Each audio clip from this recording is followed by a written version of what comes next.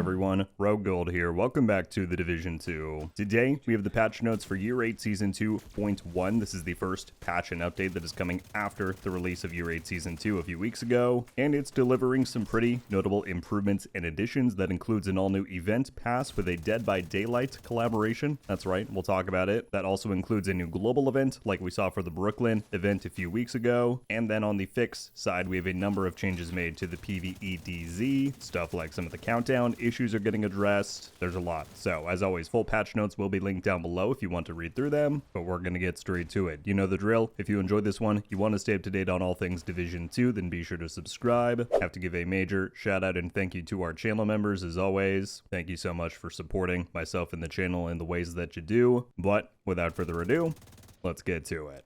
So, as you can see right here just a moment ago, the team posted out the Division 2 maintenance alert. This is dropping tomorrow, Tuesday, June 30th. This is the times at which the servers will go down, and the estimated downtime is going to be 5 hours. And as you can see from the artwork posted here, this is an official Dead by Daylight collaboration that they're doing. So let's switch over to the patch notes and get some of the details. Year 8 Season 2.1, what do we have coming with it? First is the Dead by Daylight event pass. This graphic outlines everything pretty well. It's running from tomorrow, June 30th, for 2 weeks until July 14th. As per usual, there's a free and a premium side. You can see the rewards that you get for participating in the free one versus what premium gets you. I'll be curious to see people's reactions to this. We had a guess that it was going to be Dead by Daylight from the teaser trailer last week, and I saw a good number of people saying that they didn't really think that it fit the Division 2's thematics. I would tend to agree with that. I think Payday was a better fit when they did that crossover, even Resident Evil to a degree, but especially for this just dropping in the summer and not on like Halloween. Not sure why this is happening. It does seem like a number of other Ubisoft titles are also collabing with Dead by Daylight, so I'd imagine there was just some larger contract and agreements there. But anyway, let's get to the details. New event pass. As usual, you can earn season XP to progress through it and unlock a collection of the rewards. Again, we took a look at the rewards on this chart there, but it lays them out here that you get 2 full outfits and backpack trophies on the free side versus 2 more outfits, 2 more backpack trophies, and 2 exotic caches on the premium. However, they are continuing the trend from the Brooklyn celebration event that we had at the end of May, where we were getting a new global event with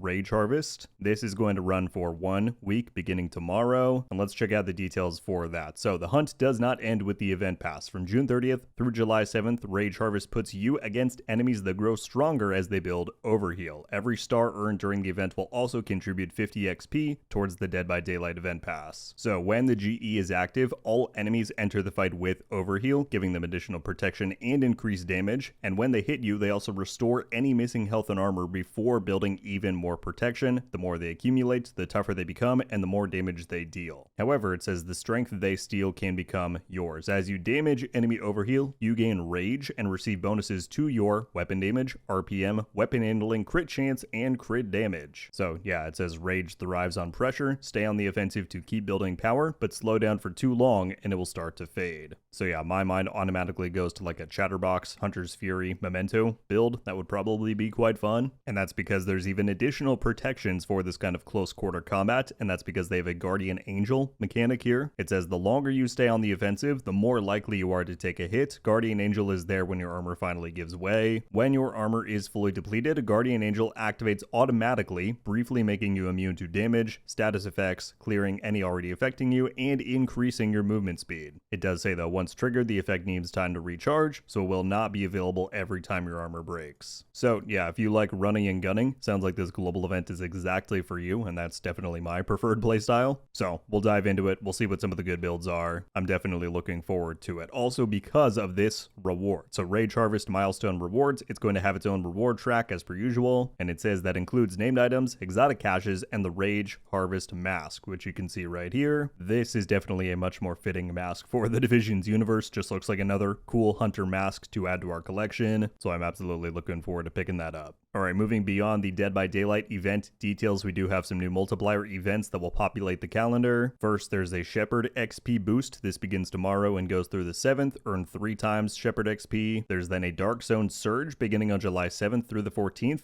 This one sounds pretty wild. Not only do you earn 3 times DZ XP and you keep your XP when you die, but you also collect double DZ currency throughout the event. So, assuming it works this way, when you go into the normalized DZ, given that already gives you you 2 times the normal amount? Does that mean you're getting 4 DZ currency per item deconstruction? If true, at least for exotic components, that would basically just become another expertise surge like we have right now. That could be pretty wild. And then finally, once that's done, beginning on the 14th and running through the 21st, we have a 3 times Shade XP event. Okay, continuing on down to improvements and fixes. Under stability, they say addressed several issues contributing to game crashes and unexpected disconnects. We will continue monitoring stability following the update. Then we have several points here under improvements for the Toxic Dark Zone. So based on your feedback since the launch of Into the Dark, we made a few adjustments to the PvE DZ. Firstly, loot dropped in the PvE DZ is now only visible to the player it belongs to, preventing others from picking it up. They have reduced the visual intensity of the toxic gas to make it less obstructive during gameplay. They've also adjusted the toxicity audio effect in the PvE DZ to make the persistent background noise less intrusive. They increased the amount of toxicity removed by each surge activation, increased the time the extraction chopper remains at the extraction point from 60 to 120 seconds. This is a big one for those of you who were getting griefed by hunters and other players at the extractions. Hunters will now only destroy deployed skills instead of taking control of them. So between that and other people not being able to take your loot, there is now zero incentive or way for people to grief you at extraction points. And then finally, they added a stabilization agent information when hovering over an extraction on the map, as well as adding a counter for it to the HUD. So a number of pretty good improvements there. I think this should overall just reduce some of the friction that people have been running into. That said, aside from toxicity being further decreased by surge activation, still nothing here in terms of making toxicity cleansing a little bit more immersive, if you will. It's not great that you just have to leave the zone entirely to do it, but perhaps that's something we'll see in point 2. A small little improvement added under vanity here added quick navigation and the ability to mark cosmetics as favorites. Now, quick navigation is very nice, and I'll be curious to see what that means. We were already able to mark cosmetic items as favorites. I hope this might apply to like skins, weapon skins, gear dyes, because that menu navigation has been quite poor in my opinion for quite a while. So hopefully that ends up being pretty good. All right, and then finally, under fixes, a few things down here, but the 2 most important ones I think that people will care about is the fact that the Riker Rushers enemies that had significantly more health than other factions has been fixed up, and the issue where pipe lids did not take damage during countdown, that should now be resolved.